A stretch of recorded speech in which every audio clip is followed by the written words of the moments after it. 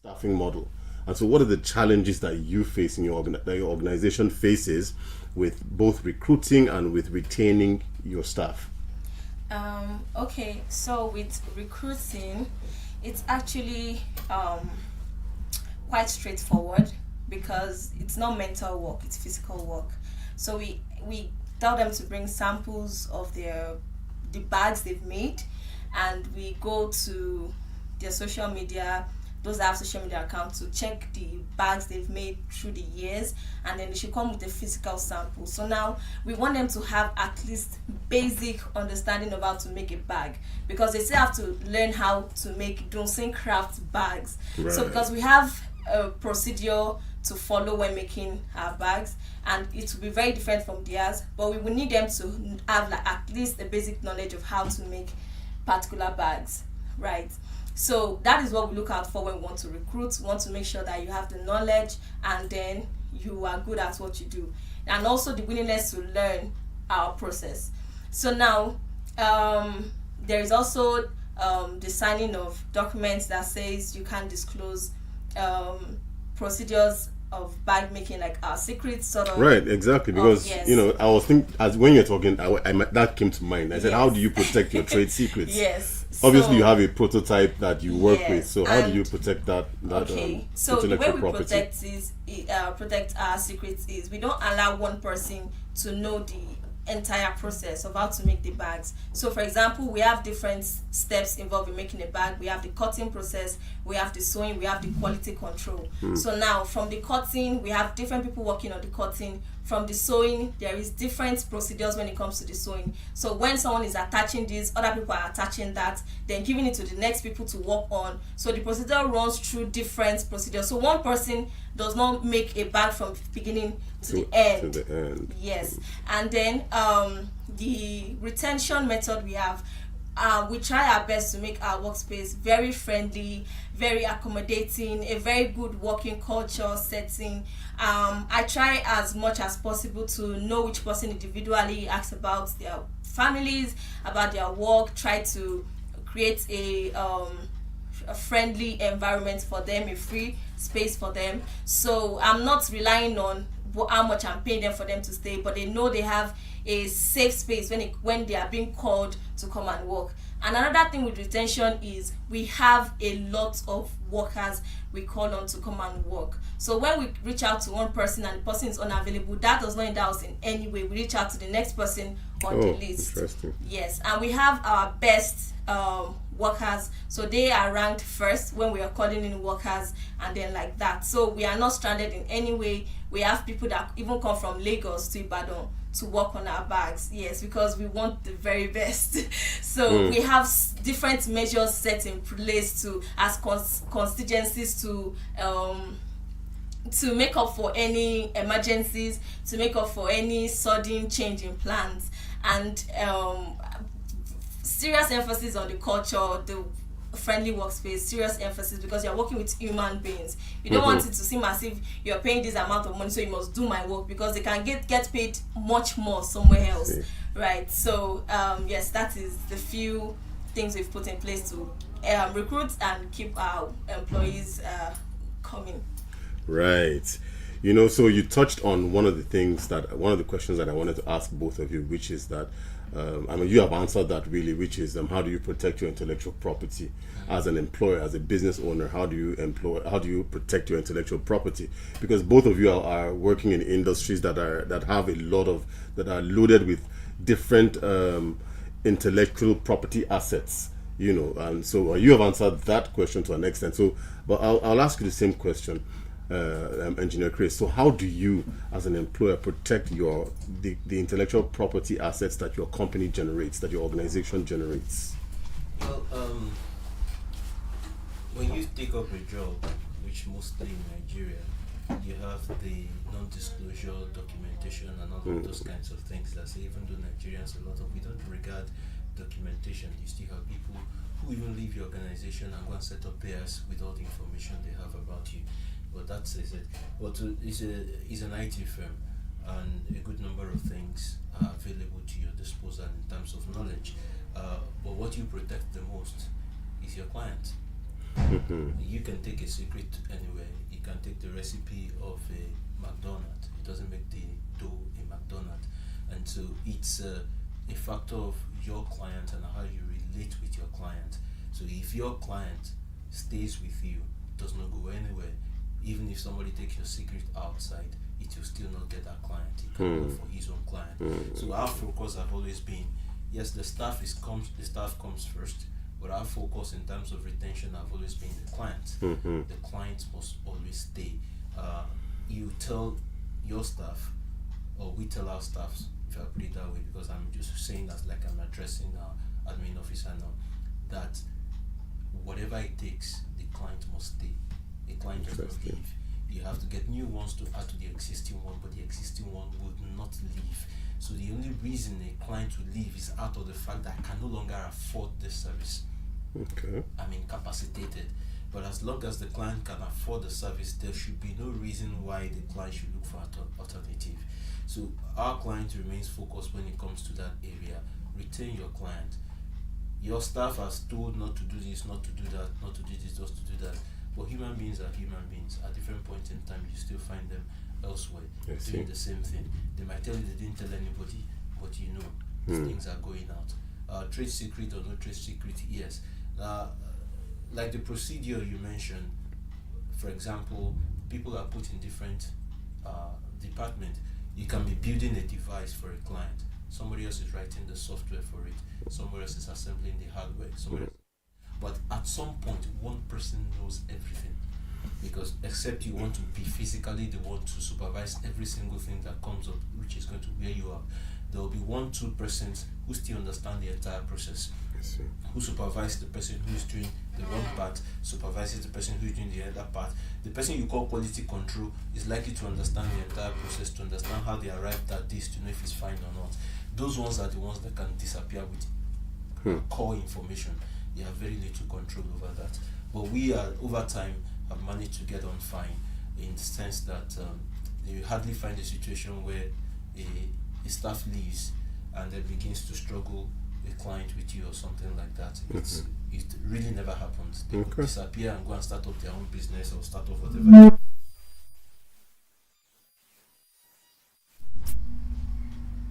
So they could disappear and go and start off their own things and start off their own life. But hardly will you ever have a situation where you have to struggle around with particular clients with the person. So that's the best we have been able to manage to get ourselves with, and we seem to have gotten on fine. Awesome. You know, a couple of weeks ago, I came across, I was reading something on social media, which was a story of this lady who, I think she runs a jewelry shop or something like that, and she had employed this staff that, as a salesperson, a sales girl. That staff had worked with her for about 4 weeks, and within the 4 weeks of her employment, she had stolen over 3 million naira worth of items. 4 weeks? Yes, within 4 weeks. Okay, she must have come with that intention. Of course. Like so I want to ask each of you now, starting with you, Dunsi, have you experienced instances of theft from your staff? If you have, how did you deal with it? And if you have not, what are you doing? What have you put in place? I mean, if you've not experienced theft, then you must be doing something. There's something that you must be doing to check it. So if you have experienced it, how did you deal with it? And if you have not experienced it, what are you doing? All right. So my experience, none of my products have been stolen before. So this is what we do.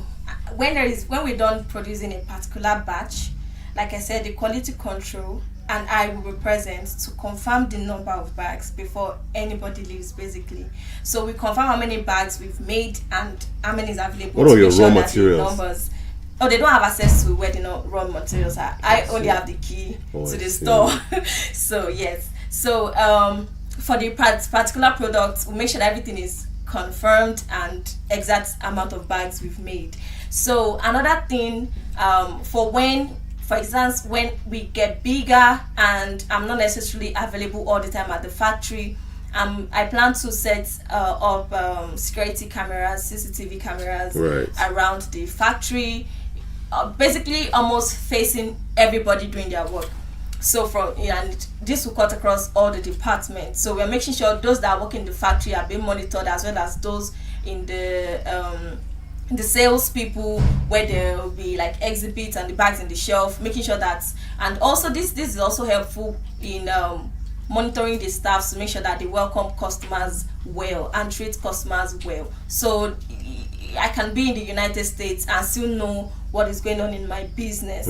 So that is one of the things that can help prevent theft, because according to what you said about the lady, I feel like she puts in so much the kind of value of what she puts in her store.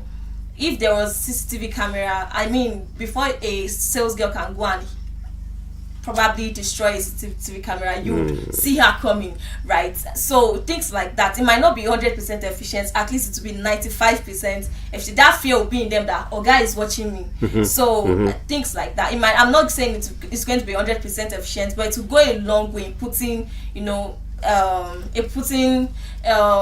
strategies in place to keep your products from being stolen.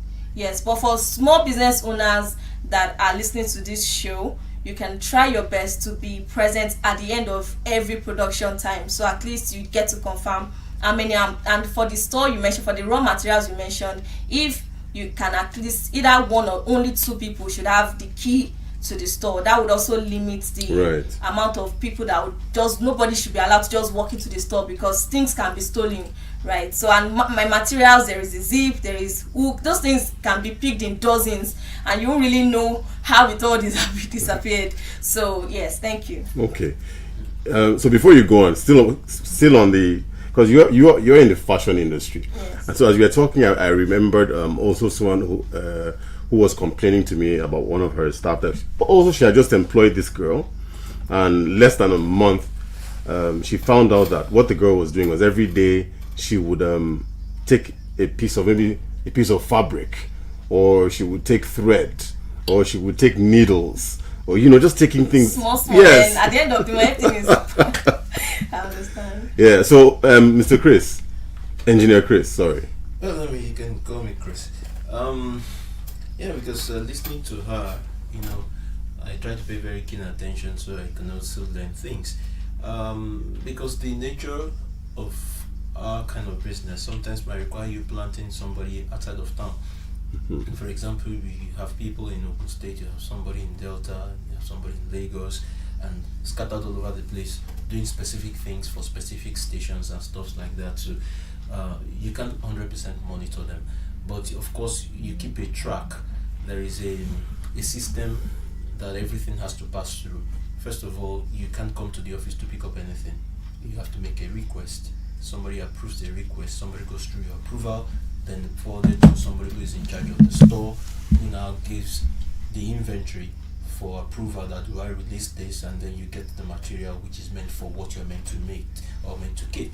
But what we do at the onset when you take up your job is that you have this guarantor system. Okay. Where you are meant to bring two guarantors who will be verified, they'll be contacted, they'll be made to sign that if this guy happens to disappear with the company's property, he'll be responsible. Right. And they're usually people who are, most times they're people that even the employee looks up to, because they're usually not just your friend, usually like a father, an uncle, a relation, somebody that... Yeah, because those IT equipments that can be pretty expensive. Yeah. Somebody that will say, if we can't find you, we show up in this man's house and he can produce you and the device you took away. And out of the fear or respect for the person, most times you don't have people who cross the line. Of course, you find these daily little petty things, like somebody's meant to use 10,000 to do something and manages to squeeze in an extra 2,000 or 3,000 to such things. Those ones are admissible, but that theft in terms of coming to loot the company's property, I don't think we've had that encounter. And I want to believe it's out of the fact that people think that because if you want to employ a driver, he goes through the same thing. He can drive your vehicle away and not come back with it. So you have to look at the situation and say, this person drives this car away. is he willing to take that risk as against his uncle or his father who stood for him that could be harassed, picked up by the police and all, because you have signed the document that says that if you can't find him, I will produce him. And so the day we don't find this person, we show up in your house and you have to produce him or produce whatever it is he took away. So that has managed to curb things of that nature, aside of the basic petty things that youngsters are open to. You are required to buy a device for 25,000. It's not something we buy from any of our suppliers. Something you have to go and look for inside the bar, and then you manage to put 3,000 on top. Those ones are admissible, that you and your admin officer can trash out on why this is a little extra money, and then you can talk over it. It reminds me of what someone said. I had a conversation with a business owner. It's a big business, and he said to me, he always adjusts for fraud. for your sanity. Yeah. He says he always adjusts for fraud, so there's an allowance for fraud that he knows that within when he crosses that line, right.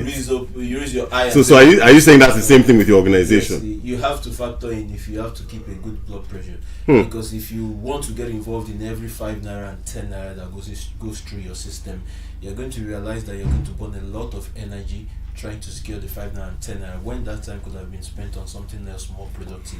So what you just have is a threshold that you know that once something crosses this line, then it requires some investigation. So if it's not that, you can just look at the person and say, get away there, and go and sort yourself. But aside of those smaller kinds of things, yeah, we're good with in terms of security. Right. But see, that now brings me to personality.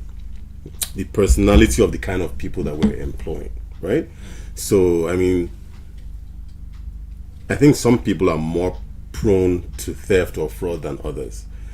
Is there a way to measure this when you're employing? Is there a way to, can you employ for personality or something like that?